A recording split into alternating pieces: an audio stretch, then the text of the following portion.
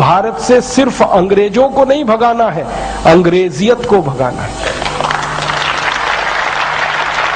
हमारे तो क्रांतिकारियों के सामने भी ये विकल्प था।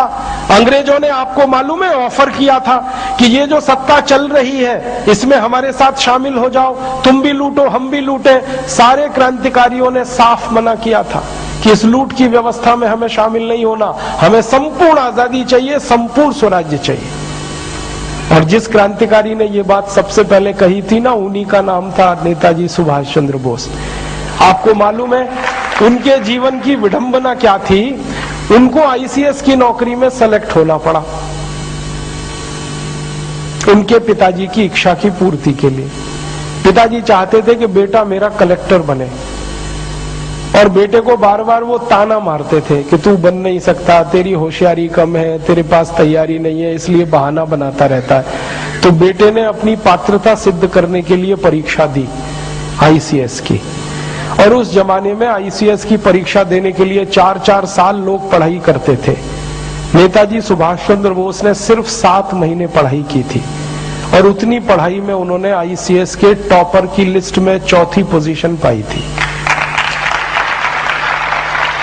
उस जमाने में आईसीएस टॉप करना किसी भारतीय लड़के के लिए तो संभव ही नहीं था, क्योंकि अंग्रेज टॉप किया करते थे उस परीक्षा में। वो पहले भारतीय व्यक्ति थे जिनको 4था स्थान मिला टॉपर लिस्ट में।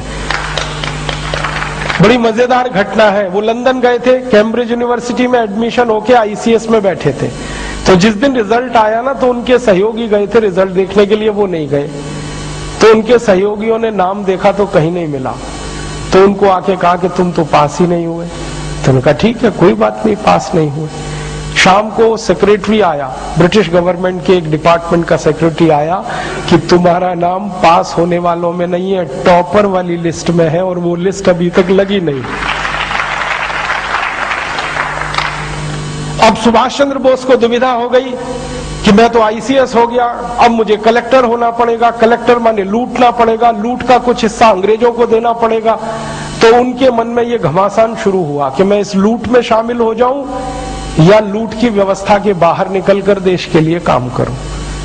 अंत में उनके दिल ने कहा कि तुमको तो लूट में शामिल होना नहीं है, क्योंकि तुम्हारा जन्म इसके लिए हुआ नहीं है। उन्होंने नौकरी को रिजाइन किया। जब उन्होंने इस्तीफा लिखा था तो ब्रिटिश सिस्टम में हड़कंप मच गया था, क्योंकि भारत में कई लड़के पहले आईसीएस बन चुके थे, किसी में हिम्मत नहीं हुई थी इस्तीफा देने की। उन्होंने दिया, और इस्तीफे में जब उन्होंने लिखा तो यही लिखा था कि इस तंत्र में मैं शामिल इसलिए नहीं हो सकता कि मेरी भारत माता की लूट के लिए ये तंत्र बना है, और मैं मेरे देश को लूटूं ये मेरा दिल मुझे गवाही नहीं देता, मैं इसलिए छोड़ रहा हूं। रिजाइन किया, बोरिया बिस्तर समेट के भारत वापस आ गए। पिताजी के दिल पर वज्रपात हो गया कि बेटे ने आईसीएस को लात मार दी। तो बेटे ने पिता को समझाया कि इस नौकरी में तो मैं लात ही मारूंगा हर बार, जब तक भारत को लूटने की व्यवस्था ये करेगा तंत्र, तब तक मैं इसमें शामिल नहीं हो सकता। इसलिए चंद्रशेखर आजाद ने आईसीएस को छोड़ा, और जैसे ही आईसीएस छोड़ी उन्होंने, तो सारा देश उनके लिए खड़ा हो गया। जब वो लंदन से वापस आए थे ना, उस समय पानी के जहाज चला करते थे, बंबई में उतरे थे। जो हुजूम बंबई में निकला था, गजब के लोग थे वो। तो उन्होंने उसी दिन कह दिया था कि अब तो भारत आजाद हो जाएगा। क्यों? जब मुझे समर्थन देने के लिए इतने लोग भारत में हैं, तो मैं जब गांव-गांव जाऊंगा तो कितने लोग खड़े हो जाएंगे। उसी कॉन्फिडेंस से, उसी आश्वासन पर उन्होंने आजाद हिंद फौज का गठन किया था, वो भी भारत से बाहर जाके। और जब फौज बनाई थी तो माताओं ने अपने मंगल सूत्र उतार के उनको दान किए थे। एक माँ उनके पास आई थी अपने अंधे बेटे को लेके कि इसको फौज में ले लो। तो उन्होंने कहा इसको तो दिखाई नहीं देता। तो बेटे ने क्या कहा कि दिखाई तो नहीं देता, लेकिन आपकी फौज में आ जाऊंगा तो दुश्मन की एक गोली तो कम कर ही दूंगा।